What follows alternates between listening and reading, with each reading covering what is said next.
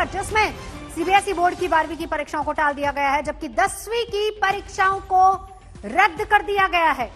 10वीं के छात्रों के लिए छोटे प्रश्नों के आधार पर मूल्यांकन किया जाएगा।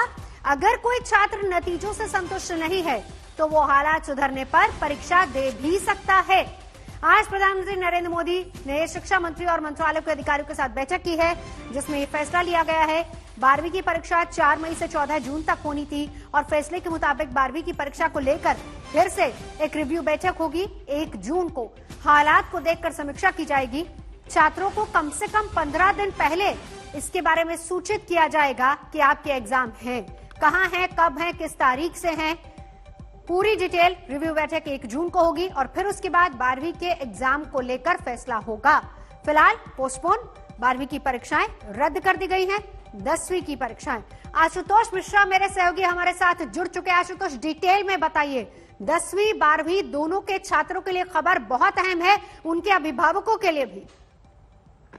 बिल्कुल नवजोत, और इसीलिए तमाम बच्चे जो हैं इसमें जो बच्चों के टीचर हैं वो भी हमारे साथ हैं, बच्चे भी सीबीएसई के हैं। सबसे अहम इसलिए क्योंकि कई सारे राज्यों के मुख्यमंत्री और दूसरे जो विपक्ष के नेता थे वो लगातार ये मांग कर रहे थे कि केंद्र सरकार सीबीएसई की परीक्षाओं को टाले, क्योंकि जिस तरह का संक्रमण का खतरा है, ये बच्चे कल को परीक्षा हॉल में बैठेंगे, भीड़ वहां हो सकती है, ज्यादा हो सकती है, और जिस रफ्तार से ये संक्रमण फैल रहा है, ऐसे में अगर 20-30 बच्चे एक हॉल में बैठते हैं तो खतरा हो सकता है। और उसके बाद आज प्रधानमंत्री मोदी ने उच्च स्तरीय बैठक भी की थी, जिसमें शिक्षा मंत्री के अलावा तमाम जो उच्च स्तरीय अधिकारी थे वो मौजूद थे, और उसके बाद यह फैसला लिया गया कि 10वीं की बोर्ड परीक्षाएं इस साल रद्द कर दी जाएंगी। एक अंतरिम व्यवस्था की जाएगी जिससे छात्रों को आगे प्रमोट किया जा सके। 12वीं की परीक्षाओं पर जो फैसला है उसे 1 जून तक के लिए टाल दिया गया, यानी 1 जून तक तो फिलहाल परीक्षाएं नहीं होनी है। 1 जून के बाद जो परिस्थितियां हैं उसको देखा जाएगा, उसका एनालिसिस किया जाएगा और तब शायद एक और अगली तारीख मिल जाए, या हो सकता है 12वीं के लिए भी कोई व्यवस्था ये की जाए। लेकिन कई सारे छात्र, उनके अभिभावक इसको लेकर लगातार परेशान थे। हम नोएडा में हैं और इसीलिए ये 2 छात्र रोशनी और स्नेहा हमारे साथ, उनकी शिक्षक तनु हमारे साथ है, शिक्षिका।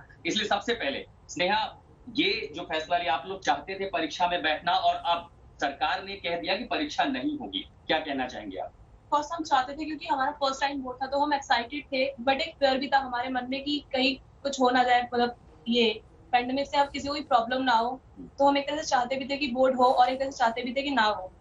मम्मी पापा मतलब उनको फिक्र होती थी कि आप जाएंगे परीक्षा में, संक्रमण हो सकता है, तो वो चाहते थे कि आप लोग परीक्षा में जाएं, बैठें, या वो कहते थे कि कुछ रास्ता निकल जाए? घर में किस तरह की बात हो? फिलहाल तो ऐसे नहीं होता था, मतलब सब चाहते थे कि बोर्ड हो पर प्रिकॉशंस के साथ हो, सब यही बोलते थे। स्नेहा, अभी जो फैसला आया है, आप लोग तैयारियां कर दी, कितने घंटे आप पढ़ रहे थे इस बोर्ड परीक्षाओं के लिए, 10वीं के लिए? मतलब पढ़ तो अच्छा ही रहते, मतलब रेगुलर टाइम दे ही रहते अपनी स्टडीज को, बट हमने तो ऐसा सोचा नहीं था कि मतलब बोर्ड एग्जाम कैंसिल होगा हमारा।